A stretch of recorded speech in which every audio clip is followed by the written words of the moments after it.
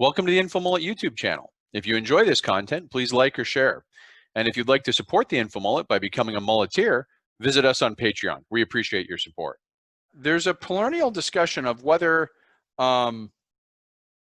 campaign spending is really as effective as people think it is or not. So let me first show an example of where we might get the inclination that campaign spending is not necessarily as effective as everyone fears it is. This is the spending.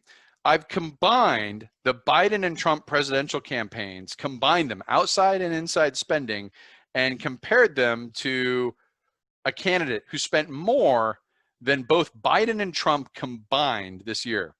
And it is, of course, former New York Mayor Michael Bloomberg, who in his 2020 campaign has spent over $1 billion just in the primary season. This is the combined Biden and Trump. Like, look at the scale here. We start at 900 million and go up. And it's asking, how much does spending really matter? Biden and Trump combined is probably less than half. Well, no, it's at nine, got to keep track of the scale here, 900 million to 1100 million. So they're probably close to 80 or 90% of Bloomberg spending just for the primary.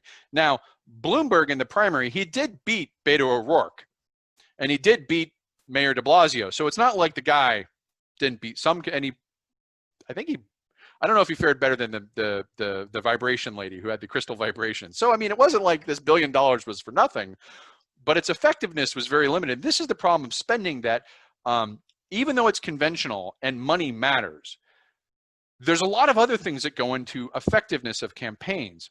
Do people like your positions? Are you an effective debater? Are your policy positions going to be something that people can support? Can you get along within the two-party system? Are you an incumbent? You know, regardless of all those other things, if you're incumbent, you're likely to win unless you have one of these momentum waves. And 538 did an analysis, again, this link, that showed the impact of Bloomberg's popularity rating where he was spending versus where he wasn't spending. I want to clear the chart. This is the approval rating, his support rating and percentage on the left over a timeline at the bottom.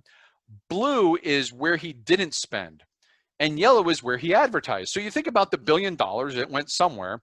He dumped it into areas he thought, and it clearly shows there was a split in difference here. But you can see there's this S effect. We talk about this S-curve effect, this limits to growth, same thing from COVID. He's already exhibiting an S-curve shaped limits to growth here, and actually is already beginning to decline a little bit because of this thing. He has this debate performance, and I want to be careful here. This decline is probably triggered based this post-debate poll that's pulling it down. So, but the debate on February 19th, he bombs the debate, just gets hammered by Senator Warren and others, just becomes a punching bag. And even where he's spending a lot, declines. So I think it goes to show at a small level that, you know, and there's plenty of very expensive campaigns that went nowhere. There was Meg Warren, I think, or Whitman, the eBay in California did a senatorial run that bombed. There's a lot of cases where you can spend a lot of money and not get a lot of result. And I want to share an example from the presidential campaign about this effect that 538 did, which showed, we'll share this over. This is a video of campaign rallies.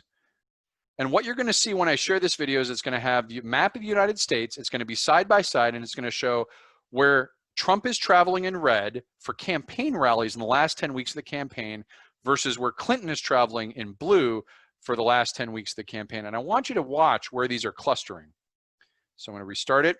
As you watch this, Trump's on the left. You can see where he's beginning to go and versus where Clinton's going.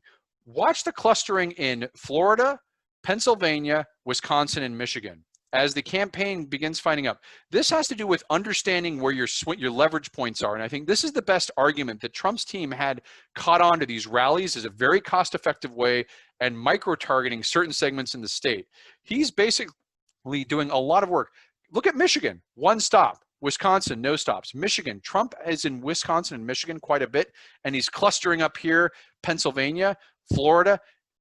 Trump knew where he had to go and was using rallies to effective purpose. And this probably not the only thing, but to a large extent helped mitigate that spending advantage because the rallies were very cost effective. Now, we live in a world where rallies, at least for the rest of the campaign season, I don't think there's going to be many rallies, either because the COVID conditions prohibit it, or the fear of the COVID conditions create this disincentive, and no one wants to repeat the example of Trump's failed rally in Texas.